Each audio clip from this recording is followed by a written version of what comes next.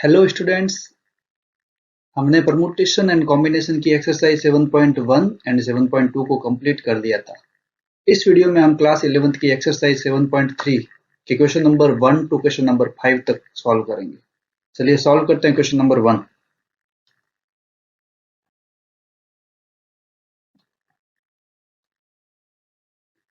Now our question number 1 is how many 3-digit numbers can be formed by using the digit 1 to 9 if no digit is repeated। According to question हमें 1 से 9 तक के अंकों का प्रयोग करके 3 अंकों की संख्या बनानी है जिसमें किसी भी अंक को दोहराया नहीं गया हो। चलिए इस क्वेश्चन को सॉल्व करते हैं।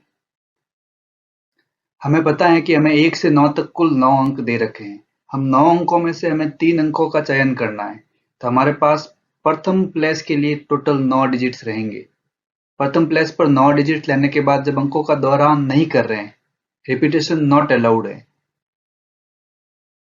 तब दूसरे स्थान पर 8 डिजिट रहेंगे और तीसरे स्थान पर 7 डिजिट रहेंगे।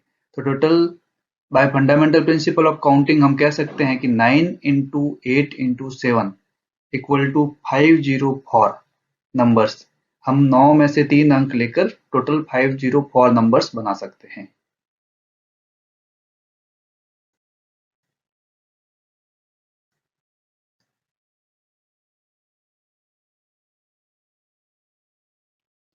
चलिए अब दूसरा क्वेश्चन लेते हैं। The second question is how many 4 digit numbers are there with no digit repeated. हमें किसी भी अंक को दोहराए बिना कुल 4 अंकों की संख्या बनानी है। पहला क्वेश्चन ये है कि हमें टोटल अंक कितने लेने हैं। तो हम जानते हैं कि टोटल नंबर 0 से 9 तक कुल 10 होते हैं, यानी यहाँ हम 10 अंकों का यूज कर सकते हैं। पहले स्थान पर हम कितने अंक लेंगे, तो हमें पता है कि जब पहले स्थान पे 0 आएगा तो वो डिजिट हमेशा 3 अंकों का रहेगा। आप ले सकते हो कोई भी एग्जाम्पल, जैसे 0 1 2 3, तो this is 3 digit number, not 4 digit number. तो यहाँ पर हम पहले स्थान पर 0 में से 9 तक के अंकों में से केवल 9 अंकों का चयन कर सकते हैं, क्योंकि 0 का चयन नहीं कर सकते। दूसरे प्लेस के लिए हमारे पास लेने के लिए 9 डिजिट होंगे, क्योंकि हम दूसरे स्थान पर 0 का चयन कर सकते हैं। दूसरा स्थान भरने के बाद तीसरे और चौथे स्थान पर हम 8 और 7 तरीके से अंकों को ले सकते हैं। तो हमारे यहाँ पर कुल तरीके हो जाएंगे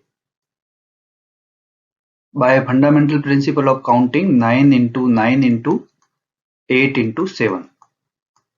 इन सब का मल्टीप्लाई करेंगे तो हमारा आंसर आएगा 4536। टोटल इतने नंबर्स होंगे जो हम 10 अंकों का यूज करके या टोटल अंकों का यूज करके 4 डिजिट नंबर्स बना सकते हैं।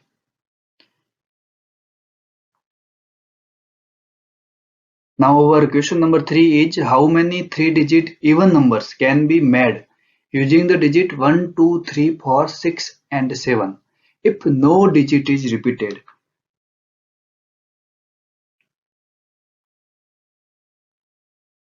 चलिए इस क्वेश्चन को सॉल्व करते हैं। हमें कुल 6 अंक 1, 2, 3, 4, 5 नहीं है, 6 और 7, इन 6 अंकों से 3 अंकों की संख्या बनानी है। रिपीटेशन अलाउड नहीं है और संख्याएं बननी चाहिए वो सारी इवन नंबर्स, यानी कि सम संख्याएं बननी चाहिए। चलिए हमारे पास 3 प्लेस है। सबसे पहले यूनिट प्लेस की बात करते हैं। केवल इवन डिजिट भर सकते हैं। तो यहाँ पर हमारे पास इवन डिजिट है 2, 4 एंड 6। दैट मीन्स हम यहाँ पर 3 तरीके से अंक को भर सकते हैं और रिपीटेशन अलाउड नहीं है, तो 3 में से एक अंक आ गया। अब हमारे पास टोटल अंक 5 बचेंगे। तो 5 में से कोई एक अंक फर्स्ट डिजिट पे आएगा और सेकेंड डिजिट या सेकेंड प्लेस पर अपने 4 डिजिट्स आएंगे। तो अपना आंसर होगा bye fundamental principle of counting 5 into 4 into 3। Multiply करेंगे तो हमारा आंसर आएगा 60। तो इस प्रकार से हम 60 नंबर बना सकते हैं जो इवन होंगे और इन संख्याओं से बनेंगे 3 डिजिट्स के।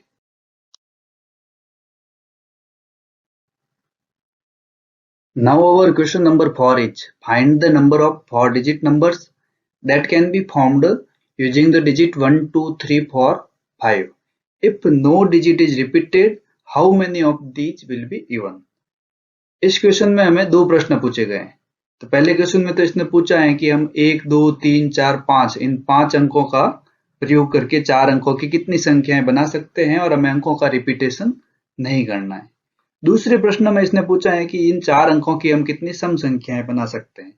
चलिए इसका पहले पार्ट 1 सॉल्व करते हैं कि 1 2 3 4 5 का प्रयोग करके हम 4 अंकों की कितनी संख्या बनाते हैं जब दोहरान नहीं किया गया है। तो यहां पर हमें 4 अंक लेने हैं। तो हमारे पास टोटल 4 प्लेसेज हैं, तो ये तो बहुत ही आसान है।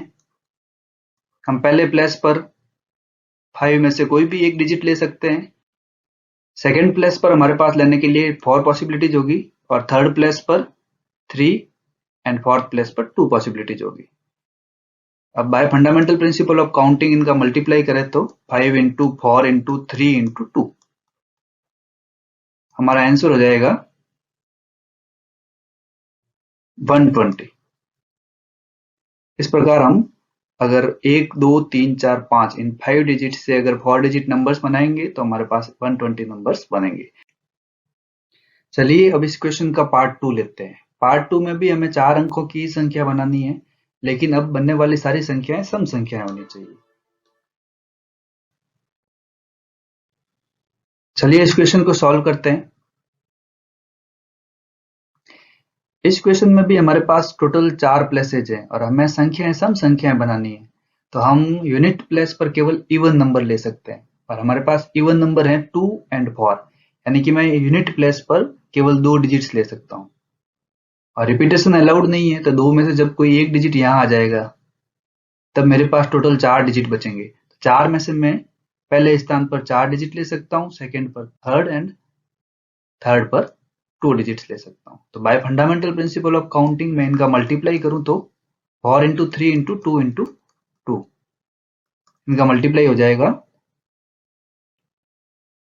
48। दैट मीन्स मैं इन 5 अंकों का प्रयोग करके टोटल 4 डिजिट के 48 इवन नंबर्स बना सकता हूं। चलिए अब इस वीडियो का लास्ट क्वेश्चन लेते हैं, question number 5। Our question number 5 is, from a committee of 8 persons, in how many ways can we choose a chairman and a vice chairman, assuming one person cannot hold more than one position? इस question में हमें 8 व्यक्तियों की एक समिति में से एक अध्यक्ष और एक उपाध्यक्ष का चुनाव करना है और यह मानना है कि एक व्यक्ति एक से अधिक पद पर नहीं रह सकता। तो यहाँ पर हमें चुनाव करना है अर्थात चयन करना है। तो यहाँ एक बात हमारे दिमाग में क्लियर होनी चाहिए कि जब भी चयन होता है तब परमुटेशन नहीं होता है, कॉम्बिनेशन होता है। लेकिन 8 में से एक को चुनना या n व्यक्तियों में से एक व्यक्ति को चुनना, हमेशा ही इसके 8 तरीके होंगे या n तरीके होंगे, इसलिए इसको परमुटेशन भी मान सकते हो, कॉम्बिनेशन भी मान। 8 में से जब एक व्यक्ति का चयन करेंगे तो एज ए परमुटेशन भी 8 तरीके हैं और एज ए कॉम्बिनेशन भी 8 तरीके हैं। तो इसको अपन परमुटेशन और कॉम्बिनेशन दोनों से कर सकते हैं। चलिए इसमें हम फंडामेंटल प्रिंसिपल ऑफ काउंटिंग से करते हैं इसको। तो अकॉर्डिंग टू क्वेश्चन हमें 2 व्यक्तियों का चुनाव करना है। तो हम पहले अध्यक्ष का चुनाव करते हैं। तो अध्यक्ष का चुनाव करने के लिए हमारे पास 8 पर्सन्स मौजूद है, यानी कि 8 पॉसिबिलिटीज है। अध्यक्ष का चुनाव करने के बाद जब एक अध्यक्ष को चुन लेंगे तो उसको उपाध्यक्ष तो नहीं चुन सकते, तो हमारे पास 7 पॉसिबिलिटीज होगी उपाध्यक्ष चुनने के लिए। तो bye fundamental principle of counting कहें तो इसका आंसर बन जाएगा 8 इंटू 7 इक्वल टू 56। हमारे पास टोटल 56 तरीके होंगे जिनसे हम एक चेयरमैन और एक वाइस चेयरमैन का सिलेक्शन कर सकते हैं। अगली वीडियो में हम इस एक्सरसाइज के जो भी बचे हुए प्रश्न हैं उनको सॉल्व करेंगे। अगर वीडियो पसंद आया हो तो आप इसको लाइक करें, शेयर करें और सब्सक्राइब करें। धन्यवाद।